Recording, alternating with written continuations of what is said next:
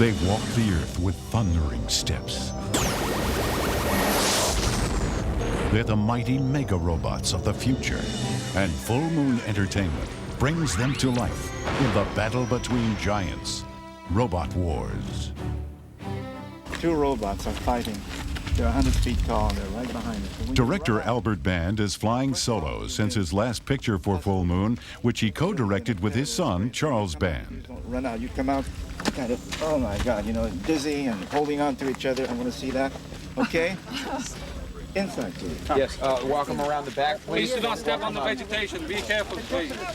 Well, Charlie and I started co-directing with Dr. Mordred, and we planned it very carefully so that on the days where he was busy doing office stuff, you know, running the company as he does, then I would take over. And Robot Wars was intended to be the same way, but it didn't work out that way. I mean, I directed the picture because my son never showed up. Director's on the set. Very quiet. Thank you. Here we go. Ready?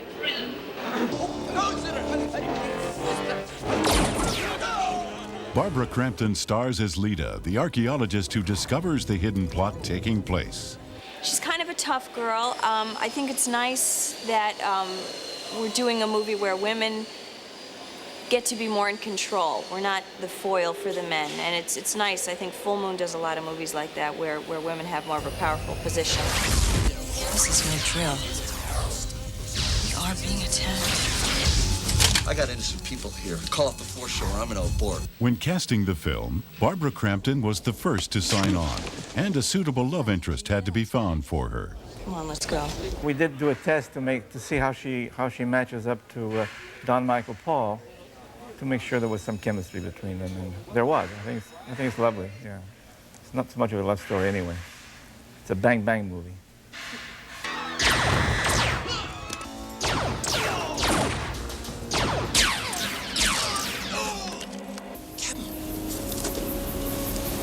Captain, did you see the whites of their eyes? Want to get this off you sometime today? Don Michael Paul settled right in as Captain Drake, the arrogant robot pilot who saves the day. I think I like his irreverence, his, you know, we all have this, I think, streak in us where we like this. Oh, Captain, my captain. To buck authority, but not to the point where it's self-destructive. He has good reason for it. I'd say Robot Wars is an apocalyptic Western. That's basically what it is, you know? It's big robots that are storming around. What are you gonna do with that rusty old tin can? Take out the garbage, scumbag. Clint Eastwood, watch out. Back, please. Back, please. The Robot Wars cast brought together a number of longtime friends. This is my girlfriend, Lisa. Hi. and she's playing Annie, and she auditioned for a Full Moon movie, and then they asked her if she would audition for Robot Wars. So it's fun to have a friend in real life, you know, playing with you in the movies. It doesn't happen all the time. I'll go first. I know the way.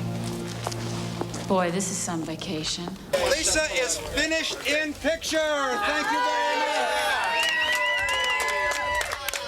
Oh, it's sad.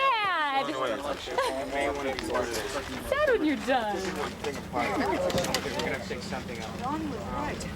This is a reunion of the bad guys. Yeah, we threatened Charles Band, actually. Physical violence. Spoke to him in Japanese. I'm the general. I'm the bad guy again. And me, yes. I'm his goofy sidekick. I'm the comic relief. Damn it. Are you? Yeah, supposedly. You got it, Sing Sing. It's one Sing. Shut up, Sing Sing. It's nice to be here doing this project together, really. It's nice. It's comfortable.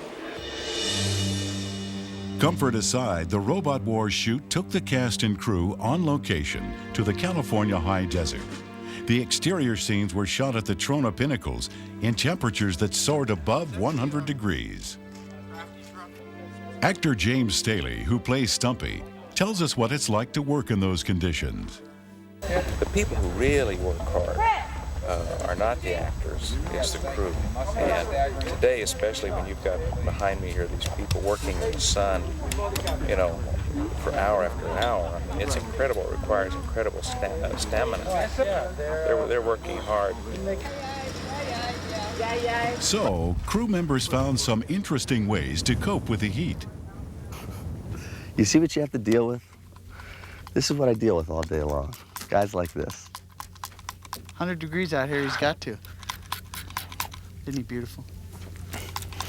Even wet. Oh. Special effects wizard David Allen had to recreate the desert for the robot scenes. Well, we're shooting a scene that might have been done in the desert, except it's not so easy to drive to Ridge Crest. Since it's a down angle and we don't take in the sky or any of the surrounding hills, I felt that we could actually come up on the roof of the studio and use natural sunlight to shoot one of the final scenes of the battle sequence. We have a nice view of Forest Lawn from here. The live-action sequences are actually shot at a high film speed rate and played back at a normal film speed rate. You get more weight if you photograph it with a camera really winding out. A move like I'm doing like this, slowed down, will have a more ponderous quality, which makes it look bigger. The wider, full-figure action sequences are filmed using stop-motion animation. Do you want to explain to you what I'm doing here? Or? If you don't mind, that'd be great. Okay. In this shot, there's an explosion that's going to be superimposed over this scene. And I'm also having to remove some of the legs from the robot as though they've been blasted apart. So I've taken the screws out and I'm going to be animating these legs one frame at a time away from the body so they collapse to the ground. And then this main chassis of the robot will collapse down onto the other one. And a lot of what I'm doing will be obscured by the explosion, so I'm not worrying too much about exactly how far I'm moving those legs that are breaking away. Shooting the stop-motion animation sequences is a time-consuming process. Each shot is like a birthday. Did we get a shot today? No, not today. Did we get a shot? Yes. We did? Let's go see it. Wow, that's it. Since the robots themselves never made it to the desert, the passenger compartment and cockpit scenes were shot on the blue screen stage.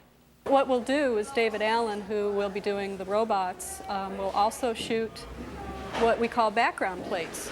So when you see the pilots in the cockpit, what's behind them on the set is blue. But in an optical printer, I can pull out a mat so it looks like they're actually up in the top of the robots. Part of what I bring with me in my kit to light the blue screen are the separation filters that I also use in the optical printer. And one lens, you see me, and the blue screen goes black. And on the other one, you should see where I'm black, I'm a silhouette, and you see the blue screen. And that should demonstrate how the mats work and how the blue screen works. This is our optical printer. Everything we do eventually funnels down through the optical printer. The basics of it is really very simple. It's a camera, which you can see over here. The film magazine rests on top, and the camera essentially rephotographs other film. We have a main projector head up here, and there's a second head, an aerial projector here. The foreground element, for example, we could put back here, and we'll put one of our matte elements here, run a pass, run the film back to the beginning, and put in the background, which David Allen's people were shooting out in the desert. So that way, instead of having your actors in front of the blue screen, now we replace the blue screen with the desert scene, and it looks very natural.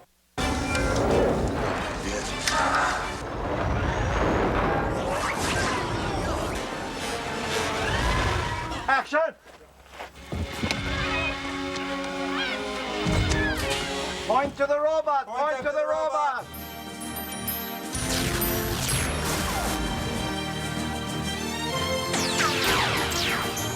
Robot Wars. The final conflict has begun.